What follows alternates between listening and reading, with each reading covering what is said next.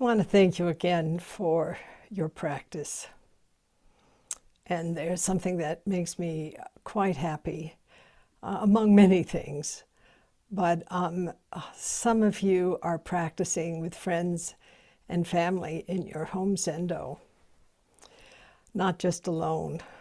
It's wonderful that you're able to do this. And it's really uplifting for us who are online with you to see these little pods in the squares of Zoom. And we are grateful to welcome a few more people into Upaya Zendo. As you know, Upaya has been closed since early March of 2020.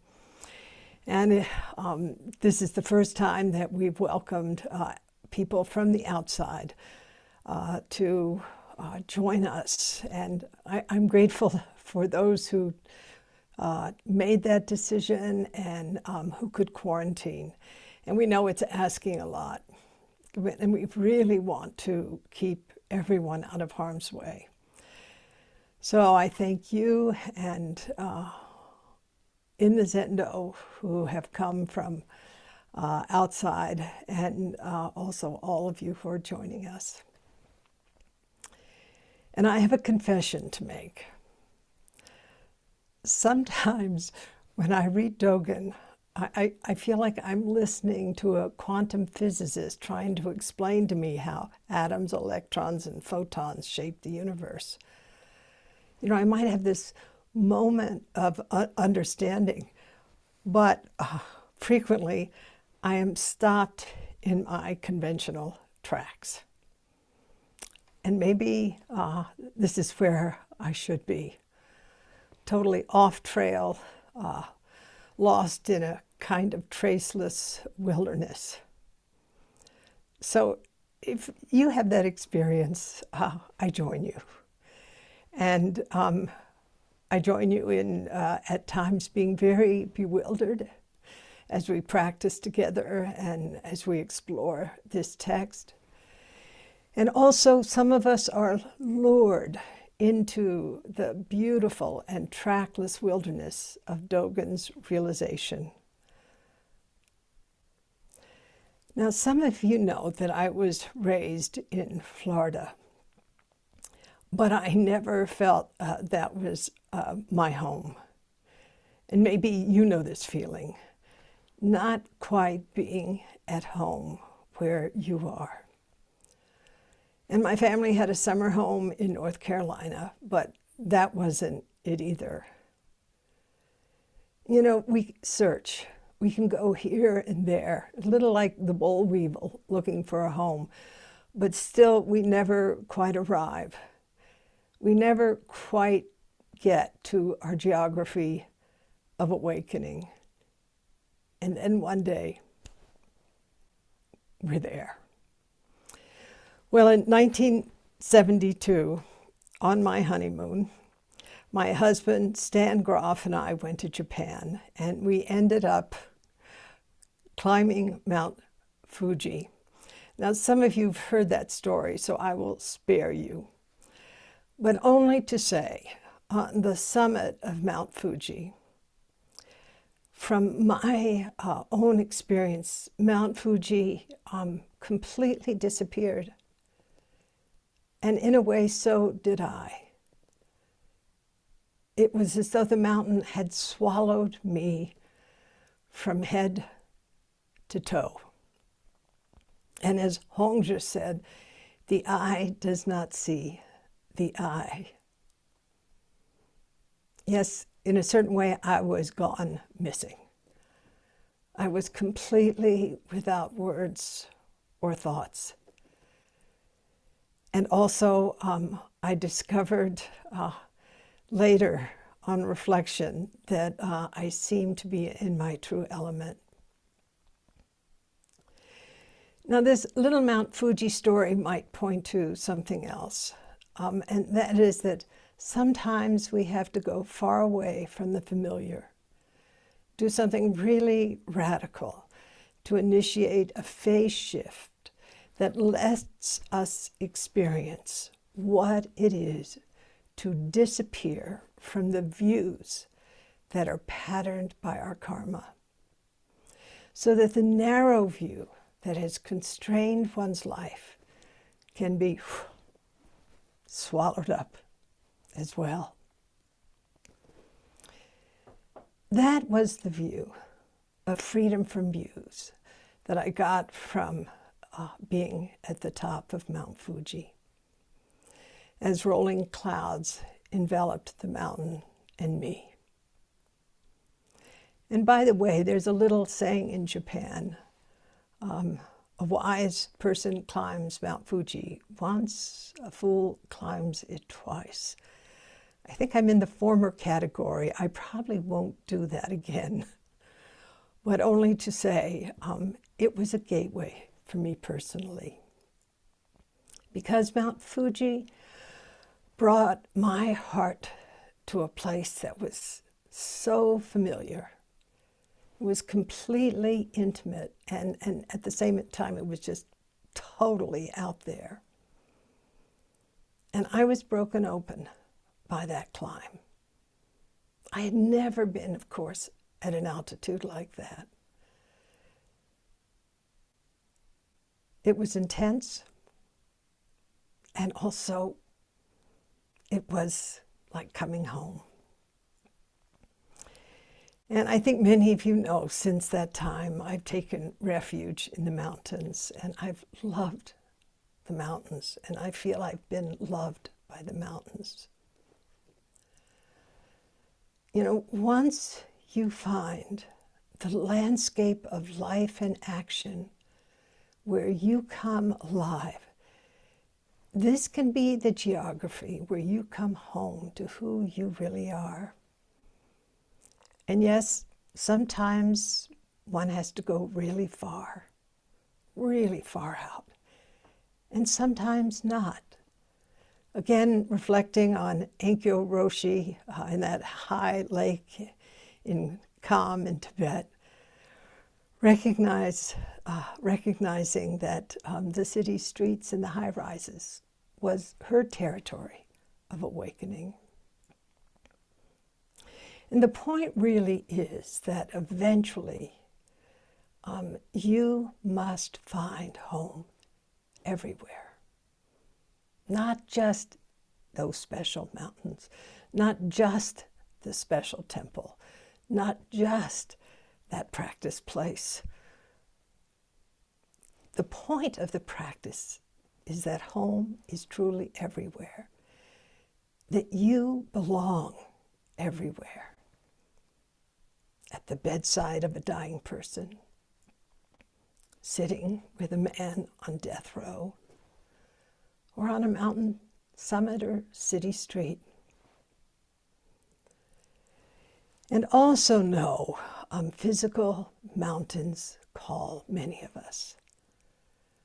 I think Dogen was called by the voice of mountains and streams, mountains and waters.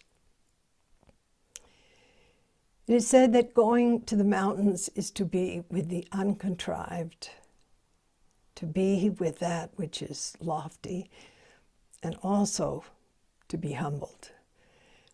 I remember a line in something Gary Snyder wrote. I quoted it in my book, or I think I did, The Fruitful Darkness, I wrote many decades ago. Gary said, "We are under the authority of mountains." And I think Gary is right, very right. And from the point of view of Dogen, we are also under the authority of this practice. We are called. And in other words, we entrust ourselves to this mountain practice in order for us to find our true home, which isn't Upaya or Santa Fe or New York, but is really everywhere. And though Dogen is writing about mountains and waters, it is the case he writes about nothing else but practice. And I think it's important that we understand this.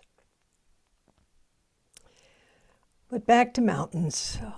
In Buddhist iconography, Buddha's often depicted meditating against this background of mountains, but there's not one mountain on the Gangetic Plain. Have been there, never found one. And of course, mountains and the power of mountains. This is so frequently depicted in Hinduism, also in the indigenous religions of China, of Korea, and Japan.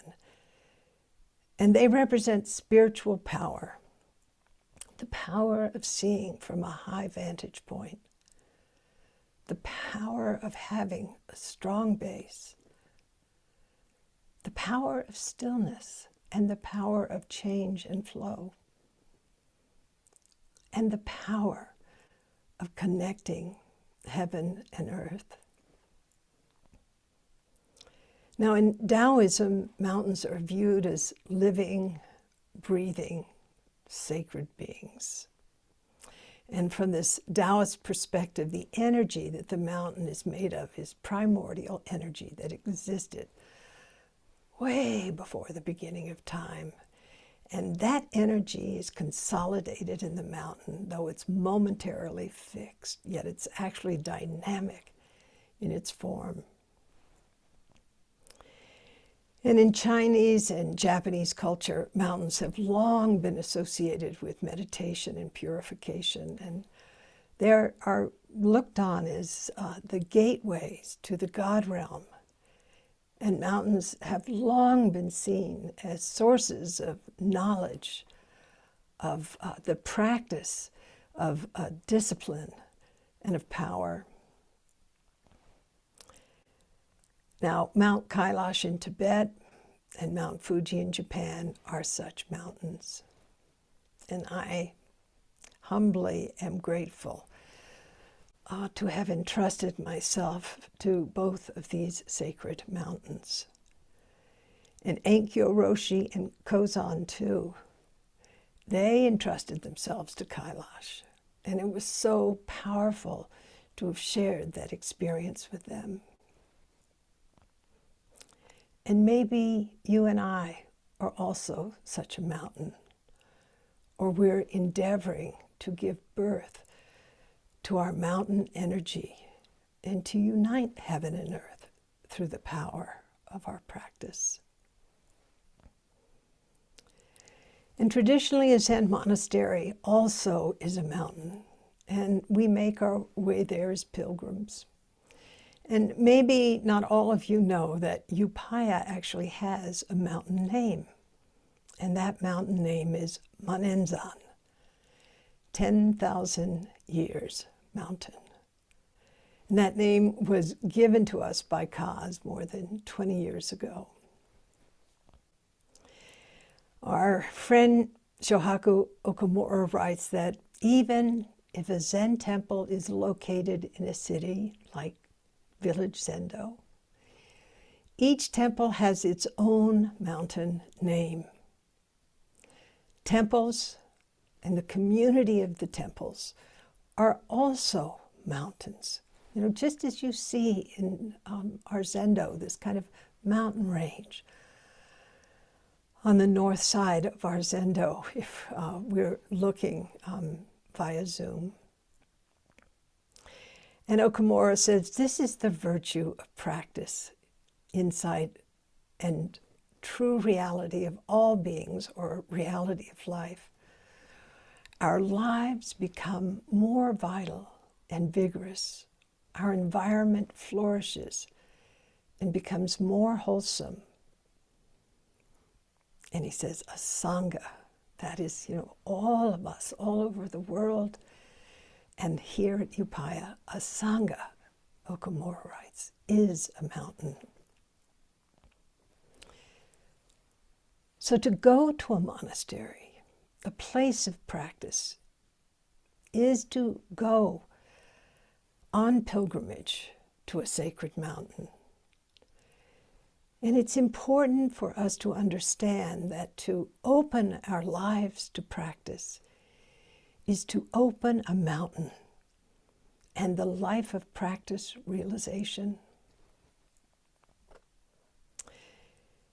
And I myself have come to love mountains and waters, mountains and rivers, because they opened me to practice. And now we have this 10,000 years mountain right here in Santa Fe on Cerro Gordo Road. Truly, I hope you make your way here one day. And those of us who live here, may we give birth to our mountain energy as we practice here. Now, because of mountain practice, here is one of my favorite passages in the Sansuikyo. Dogen writes, "Although mountains belong to the nation, mountains belong to people who love them. When mountains love a person, such a virtuous sage or wise person enters the mountains. Since mountains belong to the sages and wise people living there, trees and rocks become abundant, and birds and animals are inspired. This is so because the sages and wise people extend their virtue." So reflect on this. The mountains belong to those who love them. And we belong to the mountains. Okamura writes, "For practitioners, it is not only mountains, but this whole world, this reality, our entire lives, including self and environment, all this belongs to us, those who love it, who practice." You know, I remember so many years ago,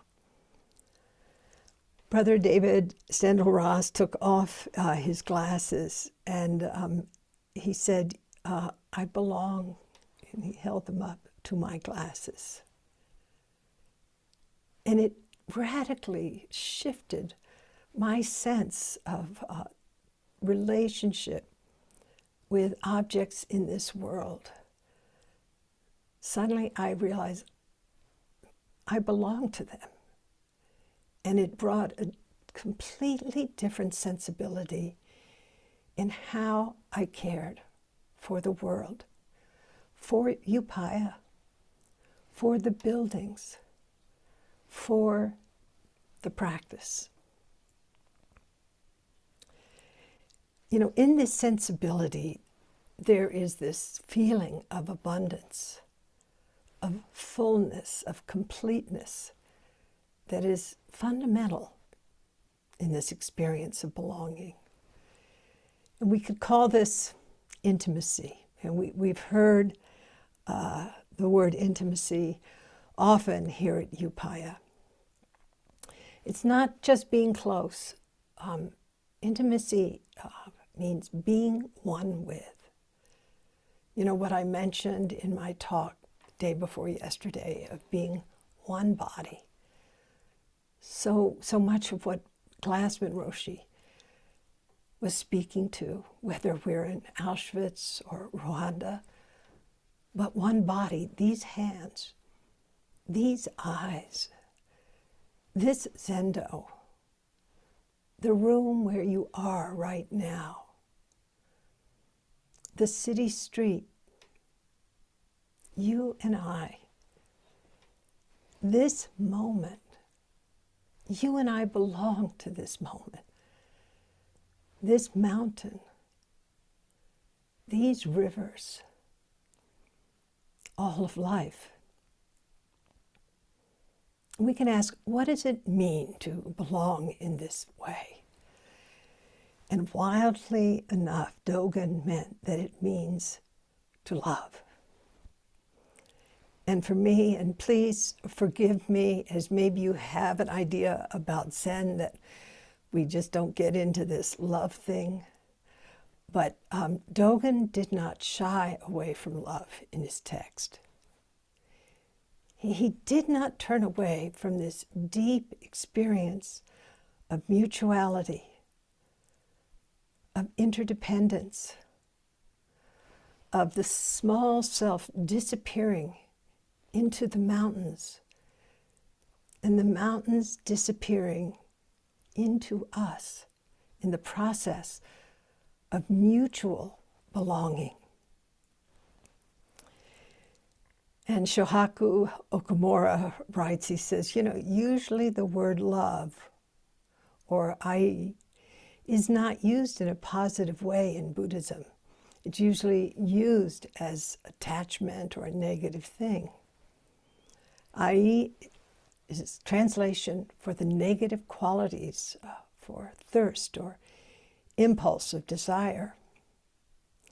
And then he notes, but the common Chinese word also has a positive meaning, and that is to love and take care of things.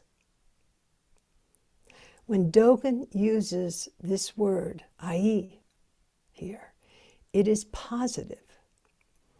And then Okumura notes, when Japanese people translated the Bible, ai was used as an equivalent of God's love. And maybe we could translate ai as Dogen is using it, as agape.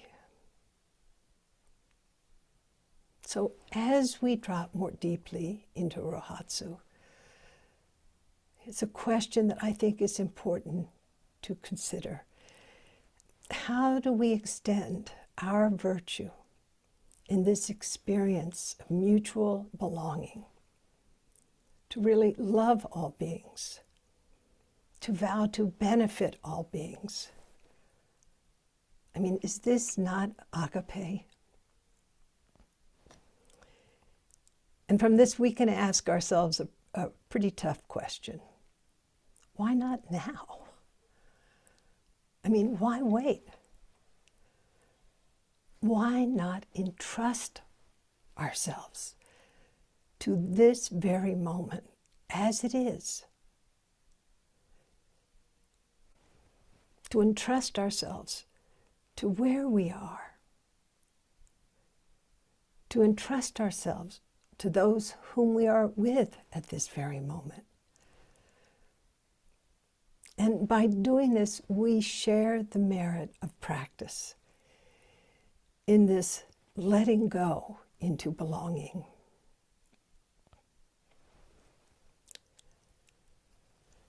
Okumura also writes, he says, each person's zazen influences everything in the world. Everything reveals its own original realization.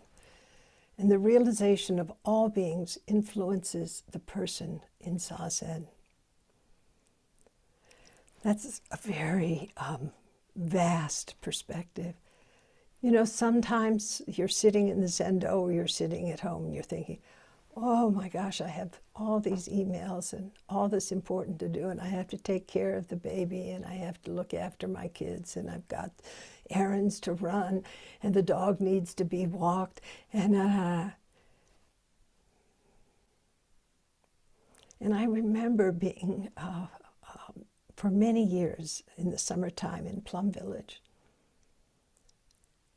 and this feeling of deep peacemaking arising in this experience of practice, and the influence of that in the world. I mean, it's pretty incredible to think that over 500 people who registered for doing this Rohatsu are kind of flowing like a river in and out of this space. And we're joined in a certain way by shared bonds with people all over the world who are marking this time of the awakening of the Buddha. And in this way, really coming into the sense of why we're here to awaken in order to truly be of benefit to others. So in a way, this is how we make merit. And I've always looked at the experience of going on pilgrimage to the mountains as a way to generate merit through this experience of entrustment and belonging. And, you know, a lot of people in this world feel as they have no place to land, that they belong to nothing. And why Dogen keeps coming back to this theme, reflected in the words entrustment and belonging. It's really about this experience of what it is to come home. For example, as we walk in the mountains, so much drops away. It really takes such deep and abiding attention to be in the Himalayas, where we've served for so many years. And I would say the same about our practice. So much can drop away when we entrust ourselves to our attention, when we entrust ourselves to our breath, to the trail, to the mountain, to the cushion, to the sound of the bell, to our eating bowls, to the teachings and ancestors, to each other. Instead, so often, we're trying to figure out what our next move is. Where are we going after this? And I say, please, don't hold back. Allow for this experience of entrustment to come forth. And that is to say, we are not separate from our attention, our breath, the trail, each other. Or we can say we belong to our attention. We belong to our breath. We belong to the trail. We belong to each other. And I think this is what Dogen meant by the word love, i.e., in the text. And from this, virtue abounds, goodness proliferates, all thrive. And, you know, at this point, there's a lot of conflict in the world. But I feel very blessed to be in this community of practice where the sense of belonging to each other, of belonging to the place, of belonging to the wider community is so very present. I wish that for all of you, truly. And Dogen also says that as the resort of the ancestors, these mountains and rivers, they sustain the lineage. So we also entrust ourselves to the ancient as we practice with mountains and rivers, as we practice with highways, with hospitals and high-rises, as we practice with the living and the dead, as we practice with this virus and those who deny it, and as we practice with this dry, snowless winter here in Santa Fe, and also the deep blue sky overhead. So I ask you, please find genuine ease in the stillness of sitting meditation and in the flow of the breath. Sitting with Buddha, Mahapajapati, Bodhidharma, Iron Brush Lu, Dongshan, Rujing, Dogen, Bernie, everyone here on Zoom, and those in the Zendo. And be open to and don't resist what arises in the mind, in your surrounds. Let yourself be a big enough space where you can not be perturbed by the cascading impermanence of moment-to-moment experience. And see if you can rest in zazen, even as all sorts of things are arising and passing away. And sitting like this, you know, we discover that we are braided with the streams of life that support us. You know, the streams of life in the Zendo, in your home, in your workplace, in your city, in mountains and rivers and hospitals and highways. So the practice is truly about not separating ourselves from the lived experience of being embedded in the wider landscape of our intersubjectivity.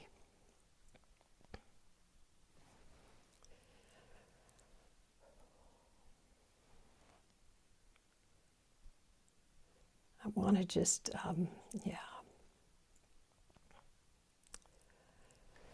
You know, I've had a lot of fun preparing for this session. I've read this fascicle hundreds of times. And of course, I'm not so crazy about the ninth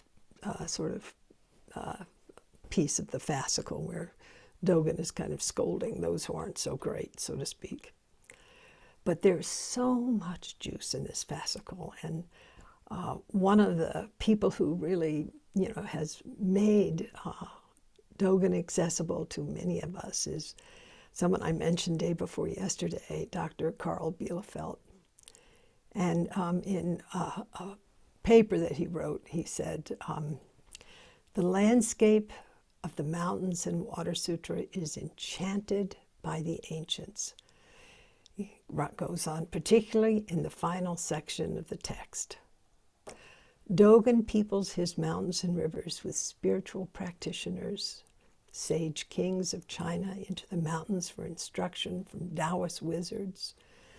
Shakyamuni leaves his palace to pursue austerities in the mountains. The Zen master Te Chang fishes for himself in the Wating River. And then, he writes, Te Ching, they say, got so into the water that he dove into the river one day and totally disappeared. And Bielefeld goes on, he wasn't the only one to lose himself in the landscape. Dogen says that although wise men and sages always enter the mountains, you can never meet one there. Not even a trace of them remains. They seem to merge with the place, making the mountains, as Dogen says, their own bodies and mind. If the mountains and waters can themselves become wise men and sages, I guess, writes Bielefeld, we shouldn't be surprised when the sages become mountains.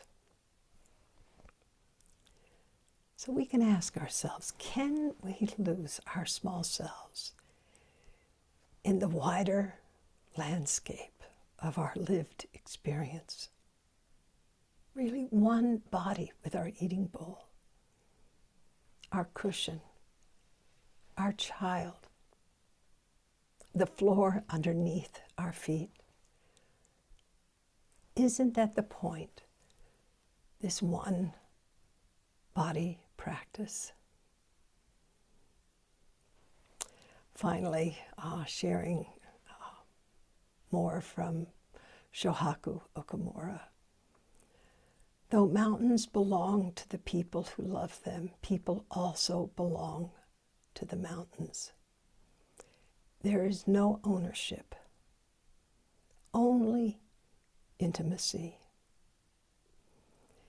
In the mountains, people disappear, and only the mountains remain.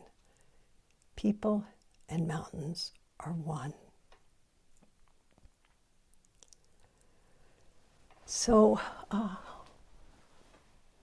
sometimes as we are sitting, in this sesshin space, we don't feel like a mountain, we feel like a molehill in a certain way. And we're in the grip of all these narratives that are defining our views and reifying our small self. And it is to say, this practice is not to turn away from the truth of suffering.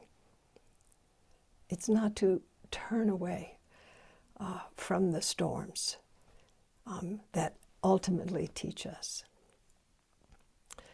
But it is also to allow oneself to slowly and surely not resist what is present. And in this, finishing this Dharma talk today from Dogen, they passed eons living alone in the mountains and forests. Only then did they unite with the way and use the mountains and rivers for words and raise the wind and the rain for a tongue and explain the great void. So whether you're sitting there as a molehill or a mountain, stay the course. There is a time, whether you're climbing a physical mountain or you're climbing an internal mountain, where you can come home, truly come home. And I would just complete this by saying, I feel that until that happens, our earth, until we feel that sense of belonging to this earth, our earth is in peril.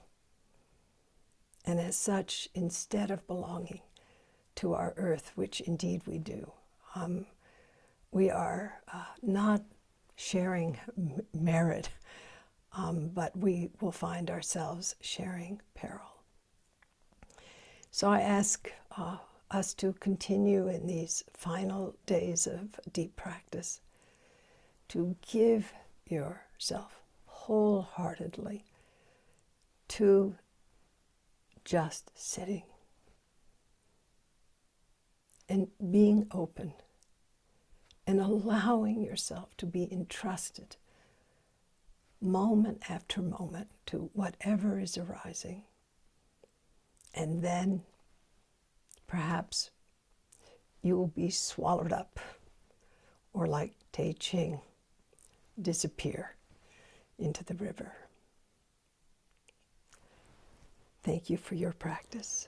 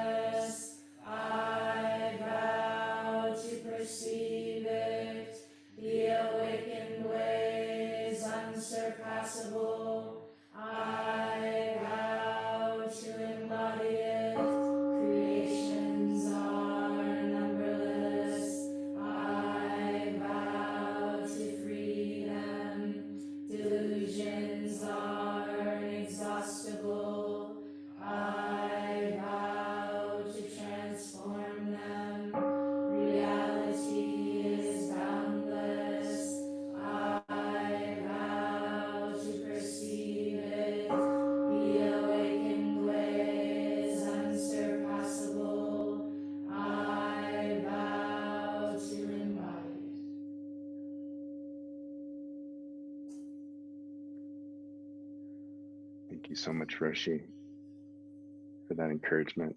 Just a brief announcement that if anyone would like to have a practice interview, we had no more spaces, but we've made some more spaces available with Sensei Shinzan and with Fushin James Bristol. So please check out their Calendly links if you'd like to sign up. Thank you.